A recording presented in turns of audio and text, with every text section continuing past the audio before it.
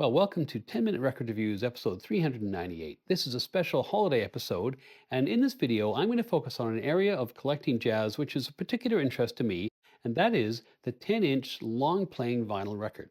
And this discussion is organized into four different sections. First of all, I'm going to give you the backstory of the 10-inch jazz LP, which, with very few exceptions, is something which was released in the years between 1950 and 1955. I'll talk about why the format appeared and equally why it disappeared so quickly. In a second section, I'll talk about sound quality, not just the sound quality that applied to those records when they came out, but also the reality of buying older records, records that are perhaps 70 years old. In a third section, I'll describe the sorts of records which comprise the 10-inch jazz marketplace, including which labels were active and the kinds of music they were releasing. And in that section, too, I'll talk about a data set which I've created of all these releases, which you can download. And in the final section, for those who are interested, I'll walk you through my own collection of 10-inch jazz records and hopefully convey to you a little bit of the pleasure of collecting this little bit of jazz history. If you look online for information about the evolution of records, you're not going to find a ton about the 10-inch vinyl period from 1950 to 1955. It tends to get glossed over. What you typically hear about is a transition from 10-inch 78 records, 78 RPM records made from shellac in the 1930s and 1940s to a 12-inch 33 and a third RPM record, which could hold about 22 and a half minutes per side, which becomes the dominant form by the mid to late 1950s. And it did become the dominant form. But for 5 years, from 1950 to 1955, the 33 and a third RPM vinyl record, which was the stock in trade of the jazz world, was not the 12-inch record, but the 10-inch record. And its rise and fall is kind of an interesting story. Here, I'm going to give you just enough detail so that you can appreciate, I hope, why it is that we ended up with the records that we ended up with. If you want more detail, I looked at a bunch of different sources. The one I would really recommend is Mark Myers' book. It's an excellent book, Why Jazz Happened. He's an excellent writer, and it's a really gripping tale. In the 1920s and the 1930s, the first records on which jazz was produced, distributed, collected, and played were 10 inches in diameter. They were cut at 90 grooves per inch. They rotated at 78 RPM, and they were made from shellac, which is a very brittle, easily breakable substance made from bug secretions. Now, I have a few examples of these. I just picked them up at a garage sale a few months ago. I haven't had time to clean them, and I actually don't have any way right now of playing 78s. But anyway, I'll show them to you so they look a bit dusty and moldy, which they are. Here's one by Duke Ellington. The A side is Don't You Know I Care. The B side is I'm Beginning to See the Light. You can see this was put out on Victor Records. And they're heavy, they're brittle, they're really the records. If you remember old cartoons where they would show people smashing records, you can literally smash these records if you want. Notably, too, they also came in here's a record by Ella Fitzgerald, in very nondescript covers. So they came in these little bags, but there was no album cover that you could sit and stare at and say, wow, isn't that person interesting, cool, what have you. I wonder what they meant by that enigmatic image. No, they were just basically plain paper sleeves. That's how you bought them. And again, really quite heavy. These are heavier than, well, I don't know exactly how many grams they are, but they certainly seem heavier than the 180 gram vinyl records. I'll have to look that up and maybe put that in the subtitle. This is one by Benny Goodman, On the Sunny Side of the Street, and what's the other one? And Serenade in Blue. So here you have three records. I can tell you that that's actually a fair amount of weight. So they're brittle. You only could fit one song per side, and storage was a huge issue. If you wanted to collect hundreds or thousands of songs, you ended up with a lot of shellac stacked up on shelves in your room. Now, in those years, 78 RPM had been landed on as the speed which apparently gave the highest fidelity. It wasn't particularly scientific. There were a variety of kind of industrial coincidences and accidents or what have you, which led to 78 being the default format. But recalling, of course, this was an era of very, very low fidelity in terms of sound reproduction. So they were doing the best that they could. And what you got at 78 RPM was one song per side. You couldn't really make the discs bigger to fit more songs because of the nature of shellac, which was very brittle. If you made 12-inch records, they would break. 10-inch was as big as you could get and have them be relatively durable for the consumer. And as I say, that basically allowed you one song a side. So that was okay for jazz and pop and blues. And in kind of a tail wagging the dog scenario, that format limitation essentially drives the standard format of a pop song, the medium of shellac 78 records themselves defining the forms that those genres would take for decades, actually. But that was okay for those new art forms. They were all basically 20th century art forms. But the classical music canon, of course, was far older than the development of the 78 RPM, 3.5, 4 minute record. You couldn't fit classical music onto 78s. Well, I mean, you could, and people did, but you had to get up and flip the record over all the time in the middle of various movements. It was an incredibly unsatisfying way to listen to classical music. The record companies were aware of this and they wanted to solve this problem because in the 1930s, the stratum of society that liked to listen to classical music was also the only real stratum of society that had money to buy records at all. So they really wanted to make a better product for the classical music fan. And on top of that, there was another reason why record companies wanted to sell more classical music, and that was royalties, or specifically the lack of royalties that you had to pay to dead composers. Classical music was, for the most part, in the public domain, and so both classical music lovers and record labels were desperate to find a way to produce a longer format reproduction of classical music. But in order to invent a record which could hold more music, you had to mess around with at least one of three different variables. First of all, you could make the record bigger, although, as I mentioned, if you're working with shellac, you then got immediately into the difficulty of the record becoming much more breakable. Secondly, you could find a way to cut the grooves more densely than at the current 90 grooves per inch. Or third, you could slow the record down. So in the 1930s, record companies began to experiment with ways to make a record play longer, including experimenting with the use of vinyl to make records more durable. And they did come up with some improvements, but the problem was that they couldn't really get them to market because the Depression was a terrible time to be developing new consumer products. And then other problems come along. The war arrives, and it turns out that shellac, which of course is the key ingredient in making records, is also a key ingredient in making munitions. And shellac is rationed, and governments are asking people to donate their records for the war effort. And then a problem of a wholly different nature comes along, which is that the American Federation of Musicians, feeling kind of uptight about the fact that radio was now broadcasting all kinds of performances of jazz on record, which they felt was now going to eat into the performance income of their membership, they got pretty fussy about that and they struck in the early part of 1942. And for 2 years, nobody could make any recordings in the United States, or at least any recordings involving musicians. You could make a cappella recordings, which people tried, but they weren't very good. The job action lasts for 2 years, and it really puts the brakes on any opportunity to experiment with marketing long playing records, as no new music was being recorded. And so, not much happens in terms of research and development of long playing records until after the war, when Columbia, which is one of the two big American labels at the time, along with RCA Victor, decides to get serious. The AFM struck again in the early part of 1948 with another recording ban because this time they were worried about royalties regarding television performances. So there wasn't much new music being recorded, but Columbia's technicians were still very busy. And in June 1948, they hold a press conference where they announce some pretty spectacular stuff.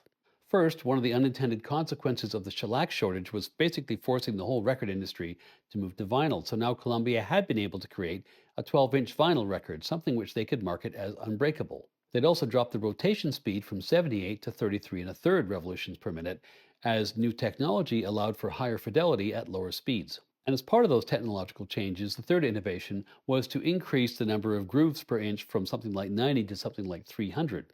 This they referred to as micro groove technology, and the result was a long playing, unbreakable 12-inch record, which at 22 and a half minutes per side held about 6 times as much music as a 10-inch 78 RPM record. Now, these developments really put the wind up their competitors, in particular RCA Victor, who were their big rivals at the time. There were a lot of corporate shenanigans. I recommend reading Mark Myers' book on this, but the short version is that Columbia basically floods the market with their technology. They provide it free to many smaller labels. They partner with Philco, who were a big radio manufacturer, to put an affordable and compatible record player on the home market. They gave away a lot of their intellectual property, although it turned out they really didn't have that much they could actually patent. But they did this essentially as a lost leader because they had deep pockets and they wanted to create consumer demand for something they knew they could do well at producing and selling 12-inch 33 and a third records. RCA had had the opportunity to jump on Columbia's 12-inch bandwagon. They chose not to. They went off and turtled for a while and came back with the 45 RPM single, which was an absolute bust when it came to classical music. That was really not a great idea. It does accidentally end up becoming the default format for singles in the rest of the 20th century, which was an unexpected boon for RCA, but it was no competition for the marketplace, the classical marketplace that Columbia was trying to serve. This era of music industry history is called the Speed Wars. Columbia basically wins. Their 12-inch 33 and a third record becomes the dominant format. But here's the puzzling question in all this. If Columbia successfully launches the 12-inch LP, which rotates at 33 and a third and holds 22 and a half minutes of music per side, if they launch this successfully in 1948 and it eventually becomes the dominant format, why do we have this interregnum in jazz for 5 years from 1950 to 1955 where the 10-inch vinyl record, which rotates at 33 and a third, is the dominant form? Why didn't they just jump to the 12-inch? Well, again, recall that the 12-inch record was originally conceived of for classical music because of the length of the performances, but also because of the lack of royalties. A 10-inch 33 and a third record is a record on which you can fit 4 pop songs aside, a total of 8 pop songs, on which you would typically have to pay royalties because the composers were typically still alive and nothing was in the public domain. If you increase that to 12 inches, then you had 12 tracks on the whole record. That's another 50% more royalties you've got to pay out. And that means you cannot really market, at least this was the thinking at the time, you couldn't really market 12-inch pop records or 12-inch jazz records or 12-inch blues records at a price point that the market could sustain. The royalties on a 12-song LP for pop or jazz were considered to be potentially crippling, and they wouldn't be able to sell them for an attractive price. So the decision was made at the time by Columbia and by other labels to stick with the 10-inch format at 33 and a third for all other genres other than classical. Notice too at the time that nobody had really gotten their heads around the fact that because you now had a long playing record, you could have jazz tracks or pop tracks or blues tracks that were longer than 3.5 minutes. People were still stuck in the mentality of no, we have a whole bunch of individual pop length songs, and that's what we're going to do. Things like Pharoah Sanders' 35-minute Karma are decades away in terms of thinking. So the decision is made to stick with the 10-inch size for jazz records. Between 1948 and 1950, again, there was that recording ban, so there was a problem with new music being recorded, but consumers were also kind of sitting on the fence as well because RCA was pushing the 45, and it was kind of like the VHS beta wars in the 70s and 80s. Consumers were kind of waiting out to see who would win. And Columbia's format wins out. Philco's record player floods the market, and suddenly, as the 1950s dawns, there is an increasingly massive market, a domestic, literally domestic, home-based market for music like there's never been before. By 1950, the pop and jazz buying public is ready to start snapping up 10-inch vinyl records, and they do. The very first ever, well, you can call it jazz or pop album, which comes out on 33 and a third, is a Frank Sinatra record that's put out by Columbia. Here is another very early Columbia record. This is my earliest 10-inch. It's actually from 1950. It's not from the pop series. It's from the international series. It's Trio Los Panchos. And if you don't know Trio Los Panchos, amazing bolero singers. Anyway, this is, you can see there they are pitching LP. The LP there was the only thing that Columbia was actually able to patent from all of the innovations that they'd made. There's all kinds of remarks here. You know, this is a modern, high-quality musical reproduction worthy of your special care. Always keep it away from heat and in this protective envelope, etc., etc. This was a new era of much better fidelity and therefore much better care of records. And I'll just show you the record itself. They typically came just in this cardboard sleeve. And here is the label. So there, again, you can see you've got 4 tracks on that side and 4 tracks on that side. And there are no timestamps, but I can tell you with some degree of certainty that they're all about 3 minutes long. Now, I have been crunching a few numbers about 10-inch jazz LP production between 1948, when they first start to appear, and 1956, when they're pretty much gone. And you can see here the boom in production. In 1948, there were just 9 10-inch jazz releases, 8 by Columbia and 1 by Dial out in LA. By 1954, there were almost 500 separate 10-inch jazz releases from more than 60 labels worldwide. There's a tremendous and rapid boom in labels that were employing this new technology. Effectively, all the small labels didn't have much choice except to follow the big boys. They really had to follow Columbia. Plus, Columbia had gifted them the technology in the first place, so they could move to 10-inch LPs, they could move to 33 and a third. And Columbia's plants also pressed a lot of the small labels' records. For instance, they pressed all of Bethlehem's records. But as it turns out, despite that spectacular growth, the high water mark for 10-inch records is in fact in 1954, and they would virtually disappear off the face of the earth within 2 years. As I mentioned before, the move to 12-inch records had been early for classical, but had been delayed for pop and jazz and blues because of the extra royalties that you have to pay on an additional 4 tracks. But consumers were still not that happy because if you're listening at home, which was by the mid 1950s where most people were listening to music, this is where the market was. At home, 22 and a half minutes aside is not too bad. It's much more convenient than 12 or 13 minutes aside, which is what you get with a 10-inch record. You can put a 12-inch LP on and you can eat dinner and then flip the record over for dessert. On top of that, the artistic and thus commercial value of longer tracks was becoming clearer to both producers and to musicians. So there's pressure from the home market and also from the musical world for a longer format for jazz as well. The stumbling block was still the cost of royalties, but Columbia figured they might be able to do it if they could hold down other costs, if they could find some efficiencies in manufacturing, which they did. They figured it out, they made it work, and Columbia moves pop and jazz pretty much holus bolus from 10-inch to 12-inch in 1955. This move ends up being profitable. It also leads producers to encourage musicians to play even longer, like they did in the jazz clubs. That kept the tracks fewer, it kept the royalties lower. And so the 10-inch LP, the rationale for which had been entirely economic, was now no longer required, and it pretty much disappears overnight as soon as record labels could make the switch.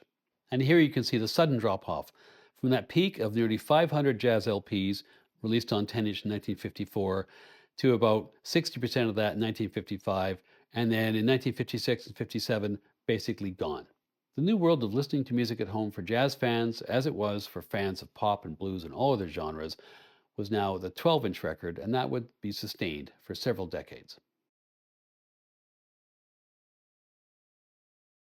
Now I'd like to talk a little bit about sound quality, and the first part of this is a discussion of what you might call the objective sound quality, the original sound quality on these records. Now, there is a really big quality transition that happens in the later 1940s, of which, you know, all of these individual pieces like the grooves and the speed and the materials and so on, they're all little parts of this overall transition in sound quality. One important factor here was that after the war, the Allies had gotten access to a number of different German technologies which they'd innovated during the war, one of which was magnetic tape, which produces far higher fidelity when recording music.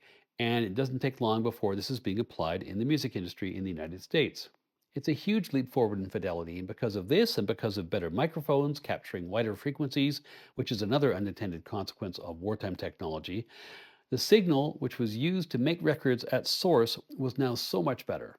And because the source signal was so much better, it was now worth it to make improvements all the way down the vinyl production chain to maintain that fidelity. And so now in the late 40s, we're entering the age of high fidelity or hi fi. Now, I don't want to over egg the pudding here. The sound recordings of 1950 are not as good as the sound recordings of 1960. They're not even as good as the sound recordings of 1955. This is a period of really rapid change, of improvement year after year after year. And in 1950, you didn't yet see the emergence of that generation of sound engineers, people like Rudy Van Gelder or Roy Dunan, who would make the best use of these new technologies. That was still a period of learning. And in general, I think it's fair to say that Van Gelder and Dunan and others didn't really do their best work until you get to the 12-inch LP era in 1955 and beyond. But still, these are differences of degree. The difference in sound quality between a microgroove LP from 1950 and a pre-war in 78, that difference is stark. Yes, there were significant limitations to the sound of records in the early LP era, but I kind of like to think of it this way. When you listen to those older 78s from the 1930s or early 1940s, for me anyway, I'm always conscious that I'm listening to a very rudimentary technology that's capturing only a very small portion of the bandwidth that I know is possible to hear. So I'm always thinking about the technology. After the LP is introduced, in general, recording quality is just not something that I notice particularly much. I mean, sure, sometimes it's not great, like The pre-Rudy Van Gelder Blue Notes, for instance, are not that great, but it's still a whole other world from that previous era. And that matters for our conversation here because 10-inch jazz LPs, even the earliest ones from 1950 or thereabouts, they sound modern. And they're the very first jazz LPs that do. Now, there's a corollary to that, also having to do with sound quality, a caveat, I guess, which is to say that notwithstanding the fact that these are now well recorded and really good sounding records, they're also the very earliest jazz records you can buy. And they also come from this period when high fidelity was kind of a new thing. People didn't take particularly good care of 78s, in my experience, because frankly, the sound quality is pretty poor. So if you slid them around on the floor, on the table, or what have you, I mean, you're still dealing with some pretty rudimentary stuff. The care that people take of records changes throughout the 1950s because people start to notice that these records sound really good. And if you get a little bit of a scratch or some dust on them, they don't sound nearly as good as they did. So you have to take better care of them. Sadly, that realization, that change in behavior didn't happen overnight. And so it's a noticeable and actually demonstrable fact that the media condition of 10-inch jazz LPs from 1950 to 1955 is slightly but noticeably inferior to 12-inch records from just 5 years later. Now, I'll show you what I mean in a second. I was a little bit curious about this because this was my anecdotal experience, and I thought, well, can I prove this? So I had a look at all of the 10-inch jazz records that are for sale on Discogs this week, and I divided them according to the media condition assigned by the seller. I did that for all 10-inch jazz releases between 1950 and 1955, and there are about 9,000 of those available for sale right now. I then did the same for 12-inch jazz records, looked at the media condition assigned by the seller for all releases from 1955 to 1959 that are currently for sale on Discogs, about 119,000 of them. And incidentally, just those numbers tell you that the late 50s 12-inch LP in the jazz world sold in huge numbers relative to the 10-inch LP in the first 5 years of the decade. And the main reason for that is the explosion in consumer electronics, basically record players in American homes. Now, the first chart I'm going to show you is of the 10-inch jazz albums released from 1950 to 1955, which are currently for sale. It's a pie chart, and this pie chart has them divided up into the different gold mine categories, which most of you will know. Near mint, very good plus, very good, good plus, and good. And as you can see, near mint and very good plus on the right-hand side, and those are the categories that I personally would consider buying, are 50% or exactly half of what's on offer. So in other words, half of the 10-inch jazz albums from 1950 to 55 that are currently for sale are in what I would consider to be an acceptable condition to buy and listen to. The second chart depicts the same Discogs gradings for 12-inch jazz albums released between 1955 and 1959, which are currently for sale. And you can see that almost twice as many are in near mint condition, and there are more also that are in very good plus condition. So instead of half of the inventory for sale being either near mint or very good plus, it's 60% or 3/5 of the inventory. That's a pretty substantial difference. And I would say too that in my experience, and speaking as somebody who has made many hundreds, if not thousands, of purchases on Discogs and in used record stores, I would say that buyers and sellers tend to handicap, that is to say, to overgrade media condition of records as those records get older. In other words, to get specific about it, buyers tend to be forgiving of a slightly crackly sounding record being scored as very good plus if it's a really old record. If I can find an original Blue Note modern jazz 10-inch with a little bit of crackle that's scored as very good plus, I could probably live with it. Those records are very rare. They've got a lot of historical, archival, and artistic interest. They're really fun to own, and they have a little bit of romance attached. I don't think I'd be willing to put up with the same slippage, let's just say, in terms of how the media is graded for a Blue Note Liberty pressing from the late 1960s. And if that's true for me, I expect that's true for quite a few collectors. So what does that mean? Well, I guess chances are that very good plus 10-inch jazz LP from 1953 is probably going to be a little bit cracklier than a very good plus 12-inch jazz LP from 1963. That's just the way the market is. So, as I've just shown you, the volume of 10-inch jazz records on the market pales in comparison to the volume of 12-inch jazz records on the market. They're relatively rare, kind of historical pieces. Part of the appeal of these records, part of their attraction, is that so many of them come from the very earliest years of what we would consider to be truly modern jazz, and also from the nascent period of so many great jazz labels. Blue Note, Prestige, Riverside, Contemporary, Fantasy, Bethlehem, all these labels found their feet during the 10-inch era. I began to wonder how many of these records were actually put out. I had some assumptions about which labels had been putting out what in terms of jazz in this period, but I figured those assumptions were probably wrong. So I spent some time in the last week or so compiling a data set of unique 10-inch jazz releases. I put these into a Google document. You can view it as a web page or you can download it as an Excel spreadsheet, and the links to both of those are in the description below. I haven't made the document editable, but if you're of a nerdy mindset like me and you want to make some additions or corrections, I'd be very grateful. Please do, and I may be able to incorporate those into later versions of the spreadsheet. I'll keep it as a living document, as they say. And I need to do that because one of the first things I'd say about it, about these data that I've compiled, is that there are some, I'm sure, significant omissions. I'm sure there are some inaccuracies. I'm sure there is some redundancy. This is predictable. It's inevitable given the incomplete nature of the information that's available to you if you're trying to gather information about really any discography, let alone something which was current about 70 to 75 years ago. Now, before I talk more about the data set that I've compiled, I want to make some acknowledgement of the sources that I've used in pulling this together. And the first and most obvious debt I have is to the great folks at the Both Sides Now website. That website is an incredible archive. It's very Web 1.0, as you'll appreciate if you visit it, but that's understandable because they've been at this for a number of different decades. The link's in the description below. The goal, as far as I can tell, of the website is to create a comprehensive set of discographies of pretty much every label you've ever heard of, certainly for jazz and for a lot of other genres as well.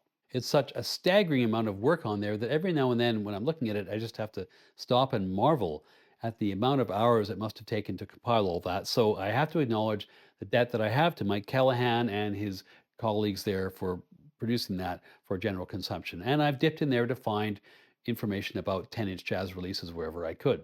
That said, they don't have every label covered, so I've also relied on the Jazz Discography Project website, and the link to that is below as well. That site, however, has a number of significant limitations when it comes to cataloging 10-inch LPs, not least of which is the very small number of labels that they focus on. Sometimes, too, I'd come across a 10-inch jazz LP, the label of which is not mentioned on either of those websites. And so I ended up going to Discogs, where there is a label homepage. But if you know anything about Discogs, what you'll know is that typically speaking, there will be a lot of gaps in the records that are actually entered. So Discogs is very helpful, but it's in no way comprehensive. All that to say, all of these discographies, those ones on those websites, plus the ones on Wikipedia and elsewhere, they're all partial. It is what it is. It's just the nature of the beast. Now, I'll say a couple of other things about what I've compiled here. I started off thinking that I was only going to do American labels, but then a few inconvenient truths emerged, one of which was that there are a number of well known European labels which basically specialized in reissuing American 10-inch jazz for the European market during that time period. So I was going to rule them out because essentially they were just reissues. But of course, each of those labels also has unique jazz recordings, which they produced as well, typically recorded there. But there are also cases where American musicians travel over to Europe and they record for European labels, like, for instance, Metronome, the Swedish label. So, what I've tried to do is pull together a list of the major and minor American labels which released 10-inch jazz LPs between 1948 and 1956, as well as the most substantial European labels who released 10-inch jazz in that time period. What that means is that there are some duplicates in this data set because of labels like Barclay and Swing and Vogue reissuing American jazz at the same time. I saw no reason to exclude those releases, and I just thought I'd acknowledge those duplicates are in there. So, what can we see in these data? First of all, there are more than 60 labels releasing jazz on 10-inch LPs during this time. The true number actually is probably more like 90, but I ended up essentially winnowing labels which only put out one or two jazz LPs, or labels which put out some jazz LPs that were kind of what you might call a jazz pop adjacent, sort of borderline jazz. Second, in terms of the sheer number of releases, I was able to identify 1,799 unique 10-inch jazz LPs released in that 8-year span. Of that 1,799, I would say there are something like 100 European reissues of original American recordings. I would note too that I excluded about 100 various artists' LPs where no lead artist could really be identified. The third thing I'd say is that modern jazz is a very large component of all these releases, but it's not the only thing which is here. You've got quite a few big band recordings still, and you also have a substantial subset of what you might call old time jazz, trad jazz, Dixieland, ragtime, Chicago jazz, you name it. The post war years, the late 40s and early 1950s, saw a real resurgence in interest in these older types of jazz, and some labels like Good Time Jazz and early on Riverside basically focused exclusively on these older styles. Final observation I'd make about these data is that there is also a fair amount of vocal jazz and music which is on the borderline of jazz and pop. The best example would be Frank Sinatra.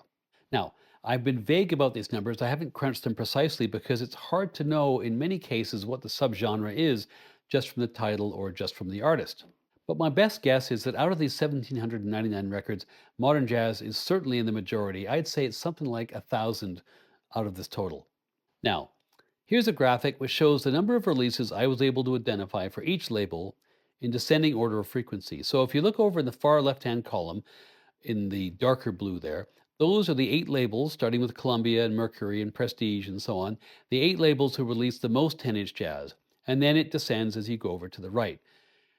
On the very far right of this graphic, I've listed the European labels, and I've got asterisks next to their names. They're the ones in orange. Those are labels which, again, often had many American reissues in their catalogs. So you can see that Columbia, perhaps unsurprisingly, was the market leader, and the RCA, plus its sub imprint X, lagged far behind despite being one of the 2 majors. And thinking about the big 3 New York independents, Prestige and Blue Note and Riverside, you'll see them off in the left hand column there. They were all active in releasing 10-inch jazz, but they still trailed Norman Grantz's output at Mercury and Norgran and Clef, the 3 labels that he was involved with. In fact, you add those 3 together, I would say that the single greatest force in releasing 10-inch jazz LPs was Norman Granz. And of course, he'd go on in the 12-inch era to found Verve Records. You'll see Emersy there. They, of course, were created by Bob Shad at Mercury after Grantz left. Emersy also put out many 10-inch LPs. You can see the big bebop labels like Savoy and Roost, they're well represented. Interestingly, some of the other highly sought after labels, in particular the Cool School or West Coast labels like Contemporary and Pacific and Fantasy, they produced a relatively small number of LPs. I guess you could say quality over quantity. Anyway, the full data set can be downloaded from the link below. And as I say, I'd be more than happy to incorporate and give credit for any changes, additions, subtractions, corrections, and so on, even of a single record that you've come across if you'd like to take the time.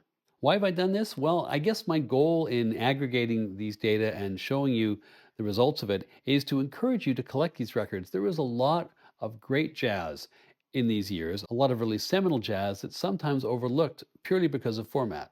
This stuff's really scarce, as I mentioned, and so you'll probably have to look online, although I would say it's a good strategy when you're chatting with a record store owner to ask them if they have 10 inches in their catalog somewhere. Often people have them in a back room. They don't put them out because they don't necessarily sell as well as other kinds of formats, but it's worthwhile asking. But shopping online is a very viable path. There's lots of value to be had. There's some great sellers out there who specialize or are certainly very knowledgeable about these kinds of records. As I say, there's value to be had. These records are really fun to collect, they're fun to own, and of course, they're fun to play. And maybe the best way to demonstrate that is to walk you through my own collection of 10-inch records. Okay, this part's a bit self-indulgent, but it's Christmas, so what the heck. So I mentioned that Columbia were the innovators of the 33 and a third format and of the 10-inch LP. And here are 2 records I have, one from 1950 and one from 1952 or 53, I think, both by Trio Los Panchos, which is this great, obviously, Mexican trio, although they were resident in New York, I think, but they made just fantastic bolero music. I ended up buying these records because I was so obsessed with the theme song to Narcos that I wanted to hear more music like it. Anyway, these guys are great. This is the um, Boleros, whatever, select Boleros for Trio Los Panchos, Volume 1 and Volume 2. C2, for the first time, you've got record covers. This is the difference between even 1950 and 1953. A bolder cover, more intense artwork, trying to convey a sense of feeling and lifestyle to the buyer. That's a big part of what happens with a 10-inch record is suddenly you've got artwork that you can use to sell the product. I've only got one other one on Columbia because the Columbia jazz artists weren't the best at this particular point. It's by Benny Goodman. This is from his period when, well, he originally slagged off the bebop movement, and then eventually he would slag off the bebop movement as well. But in the midst of that, he tried to get going with a small combo and tried to get hip. It wasn't that successful. This is just an okay record. It's one of his sextet records. So next is Prestige. So I have a number of Prestige records from this particular era. And here's another great example of how it took a bit of time for people to realize the opportunity that the record cover presented. Because the earliest Prestige records, well, this one's not too bad. This is the very earliest one, but it's a repress of the earliest one. It was done a year later. I think the earliest version of this comes out in 1950 or 51. Anyway, this is a Lee Konitz and Lenny Tristano, essentially back-to-back record. It's a little more obvious what I'm talking about if we look at the next record in the series, the second record that Prestige ever put out. Here's the original format. You can see how little attention was paid to graphics. It's just Stan Getz and then a bunch of song listings, and there's their logo at the bottom. But pretty rudimentary, but things start to improve. They use the same photo of Lee that was on the other record with Tristano on this one, where he's with Stan Getz. This is the eighth in their series. You'll notice the theme here. Here's another photo stuck on a yellow label of Jerry Mulligan. This is the 20th in their series. And then later on, again, nothing really too amazing happening in the graphics department. You can see why people like Reed Miles had such an impact later on, given that this was the standard. And here's one that I really am quite fond of, and it's hard to find actually, is Wardell Gray, one of the great performers in the LA scene in the late 40s and early 1950s. Sadly, like a lot of people, died too young. That's a good one. Now, finally, as we get into 1953-54, Prestige starts to get a little fancier with their graphics. Not too fancy. You can see they still didn't have a color budget for the photography, but they have actual, I guess, multiple photographs on the cover and kind of a montage of Milt Jackson and a bunch of the other players in his session. I think this is from 1953. And this record, if I'm not mistaken, yes, is the very first one that has the fireworks design. It's a red fireworks design, but the fireworks design of all Prestige records, this of course was the design they'd used later on, typically yellow and black. Prestige 183 is the very first record that has the fireworks design. And the last Prestige record I have is a lovely record actually by J.J. Johnson and Kai Winding, Kai and J.J. This is number 195. I don't have any Blue Note 10 inches, very sadly. If you have a spare Blue Note 10-inch release you'd like to send me along, be my guest. I'll talk about Bethlehem now. I have the first two issues on Bethlehem. This is the famous first one by Chris Connor, who basically rescued the label from bankruptcy when she signed and Creed Taylor began to produce her. And now you start to see, this is now 54, and look at the moodiness and the quality of the art on the cover compared to those Prestige ones, which were largely from 2 or 3 years before. This is the first Chris Connor record, and this one with an even kind of more depressive and moody kind of cover is the second one. Anyway, these both sold like hotcakes and really got Bethlehem's bacon out of the, well, save their bacon. This one by Bobby Scott, Great Scott, which is excellent. And then a couple of, well, at least one record from the so-called East Coast Jazz series. This one is by the bassist Vinnie Burke. Again, lovely two-tone, moody cover.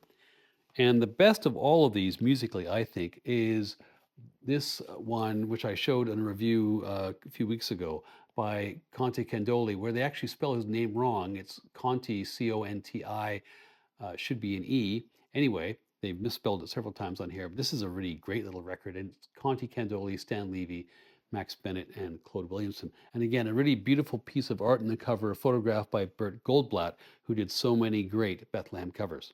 Now, a large number of my 10-inch records are West Coast records because I really got quite obsessed for a while, and this was really the great era of West Coast jazz in the early 1950s. So first I'm going to walk you through my Pacific jazzes. So this is the very first ever Pacific jazz record, PJLP #1 by the Jerry Mulligan Quartet.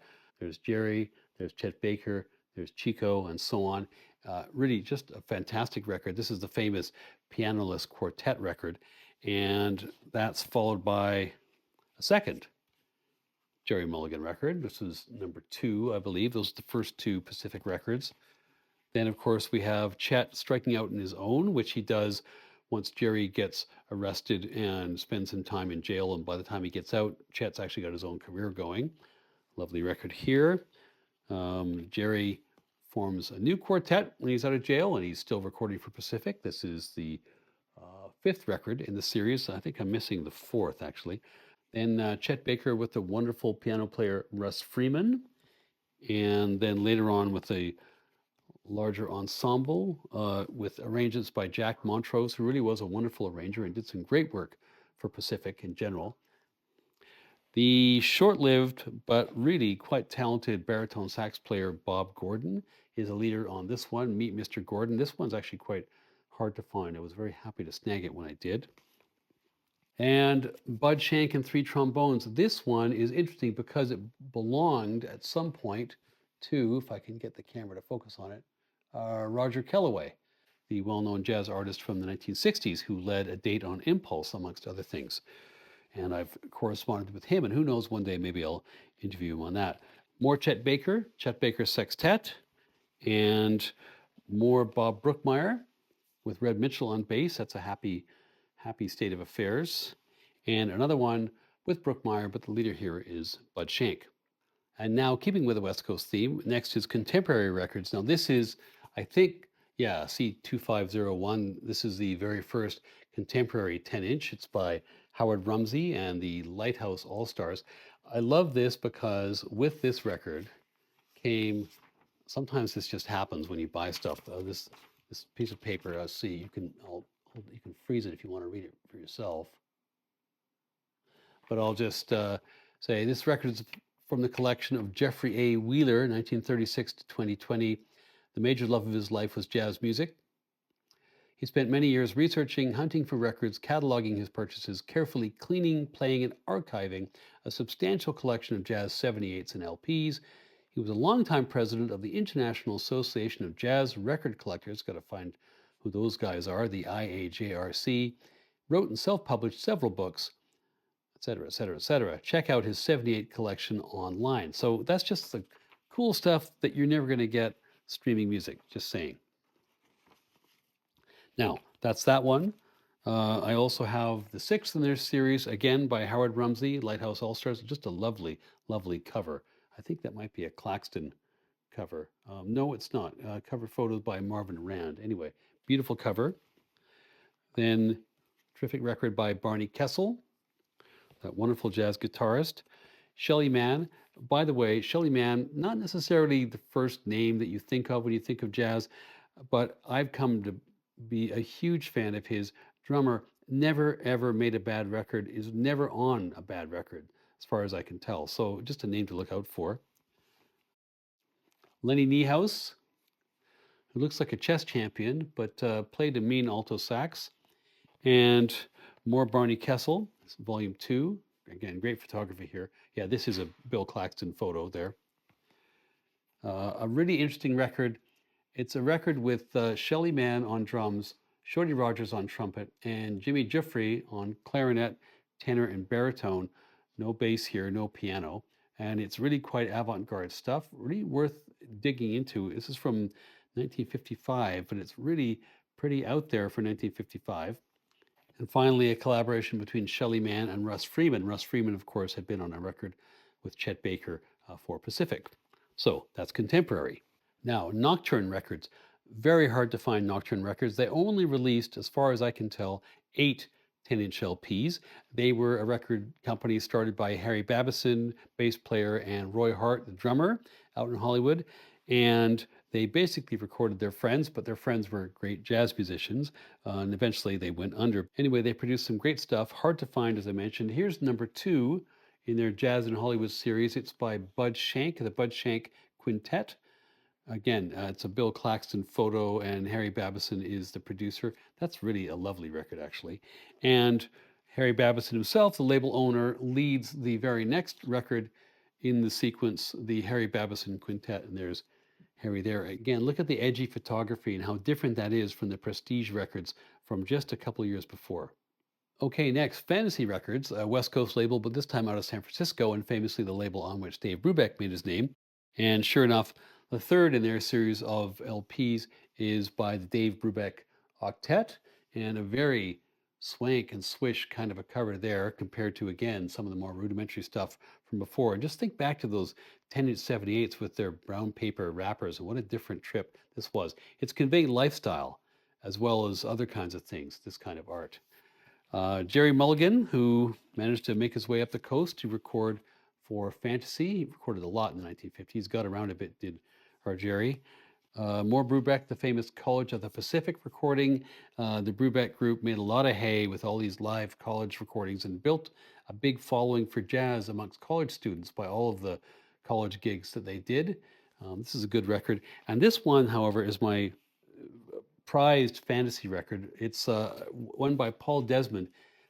Beautiful art, as you can see, but also super unusually for a 10-inch record. It is a gatefold unipack record, and you can see that the record is red as well. It's a fascinating little record because it also has, as you can see, there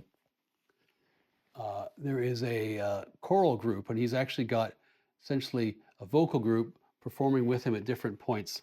I won't say that the quality of the music matches up to the ambition of the production, but I just love that record cover. There's nothing really like this elsewhere in the 10-inch universe. Anyway, so that's Pacific. You'll have noticed from that earlier graphic that Capitol Records put out a lot of 10-inch jazz LPs. Not necessarily a lot of quality, frankly, but there were some exceptions to that. One of which is this, well, really a various artists record, but it has a lot of product from the cool school activity in New York, actually, in the late 1940s. All these recordings are, well, there's, I think, 5 different sessions on here, all from 1949 in New York.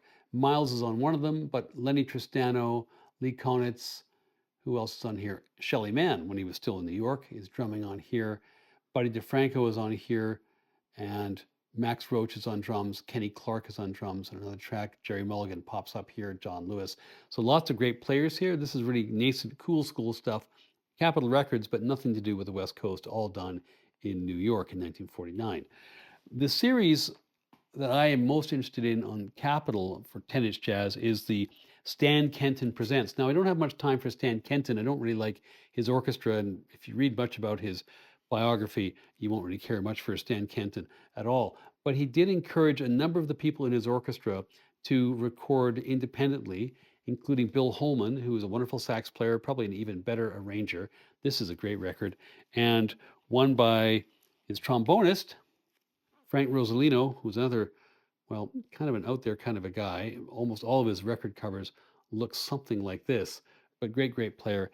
And the wonderful saxophonist, Bob Cooper, who ends up marrying June Christie of the Kenton Band. Anyway, there are about 8 or 9 of these. They're all worth collecting. This one actually is a UK repress on done by Decca. It's not an original Capitol, but I tossed it in there with the Capitals. So that's Capitol. I'll just run through the rest really quickly because they're all kind of one-offs. This is the very first one that came out on Atlantic by Joe Bushkin. This is Atlantic's first ever LP of any variety, certainly jazz LP of any variety. Here is an example of, so this is a contemporary record, but this is one put out by Vogue England, which was basically a reissue label for licensed American jazz, and you can see the tip-on cover, which is kind of a telltale sign of UK productions. Anyway, but that's a great record. And there's Shelly Manne. This is also one done by Vogue in London. Again, there's a tip-on cover, which you can tell, and a slightly different catalog number. Oh, here's one of interest. So this is an Emersy record, but this is an Emersy licensed production of what was originally, I think, a Metronome Records production, because the leader is Lars Hulen, and the band is all Swedish, and this is made, I think, originally in Stockholm. A few others just to show you some labels. There's Tony Scott on Brunswick, and get a sense of the covers here too. This one is on Roost or Royal Roost. I think actually they were called Roost on the covers and Royal Roost on the labels. This is the Johnny Smith Quintet, Jazz at NBC. Now there's a sexy title. This one is one of the very first ever Latin jazz records released in the States. It's called Cubano. It was a recording made by Norman Granz. He went down to Havana and he records a guy called Bebo Valdez and his group. And really, it's a wonderful, wonderful record and one of the earliest 10 inches on Mercury. John Grass single-handedly trying to make the French horn into a major jazz instrument, not with, I would say, overwhelming success. This was on Trend Records. That's an interesting little 10-inch producer. It didn't last too long. Here's one on HMV, one of my more ripped up covers. Shorty Rogers, great record though. Shorty Rogers and his Giants. Here is one on a little known, well, not necessarily little known, but not very long lasting LA label called Discovery. Here's Red Norvo, his trio with, as you can see on the back, Tal Farlow on guitar and Charles Mingus on bass. My Only Savoy 10-inch by the one and only Charlie Parker. This is actually quite a prized possession of mine, and it is a great record too. The personnel in here have to be read to be believed. Dizzy Gillespie, Miles Davis, Max Roach, Curly Russell, Bud Powell, John Lewis. Anyway, you get the picture. Duke Jordan and so on. It's a compilation of a number of different sessions, but really still from Bird's great era. A little label called Allegro Elite, which I think was an RCA sub-imprint with Sarah Vaughan singing. And here's some of all that ragtime and trad jazz, Muggsy Spaniards, ragtimers. Not really my cup of tea. This ended up as a bonus in another box of records that I bought. More Muggsy. Here is a little label called Skylark, about which one can find almost nothing, but it's a group, a little Hollywood group called the Bob Tully Quintet, again, about whom you can find almost nothing. And finally, I'll just show you this record on Folkways Records, which is a funny little record. It's like a rehearsal record by Mary Lou Williams. So you have basically Mary Lou and her colleagues essentially bumming around in the studio a little bit, but it's still fascinating for all of that, and I found well worth picking up. Anyway, hopefully this has given you a sense of the intrigue and the interest and the historical significance of 10-inch records in the jazz realm. As you can see, there's some great music here, well worth listening to in its original form. I hope this video has gone some way to demystifying the 10-inch LP and this particular corner of the jazz universe. I welcome your additions and suggestions regarding the data set, but most of all, I wish you happy digging and a happy holidays. Thanks for watching, and I'll see you next time.